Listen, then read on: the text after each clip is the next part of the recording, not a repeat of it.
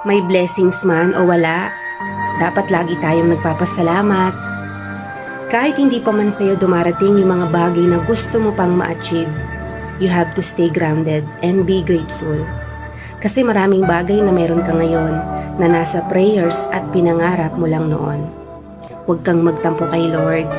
Alam niya kung kailan ibibigay sa'yo yung right situation, the right place, and the right time. At tandaan mo ito, may tamang oras para sa lahat. Malay mo, yung ipinagdarasal mo, bukas ibigay na niya. Kaya huwag kang mapagod manalangin. Dahil si Lord, hindi man natin siya nakikita, pero higit kanino man, siya ang higit na nakakaalam kung ano ang nasa puso natin.